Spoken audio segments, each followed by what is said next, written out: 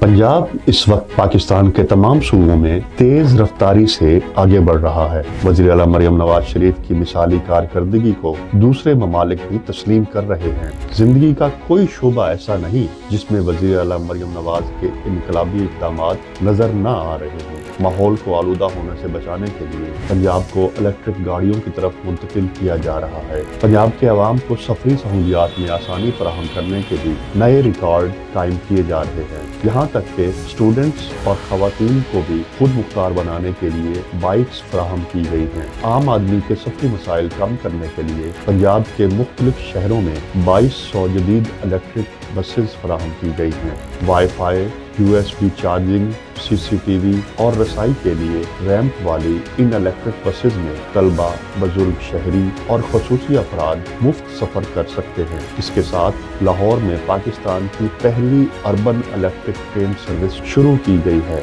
इस ई ट्रेन में 320 अफराद के सफर करने की गुंजाइश मौजूद है और ये एक दफा चार्ज के बाद 40 किलोमीटर सफर तय कर सकती है। एयर कंडीशन और दीगर सहूलियात से लैस ये ट्राम सूबे में इनकलाबी तब्दीली का बायस होगी। इसके अलावा इस्लामाबाद से मरी तक ग्लास ट्रेन का मंसूबा भी ज़ेरे गौर है। वज़ीर आला मरियम नवाज का पंजाब अनकरीब दुनिया के तरक्की याफ्ता सूबों में से एक होगा।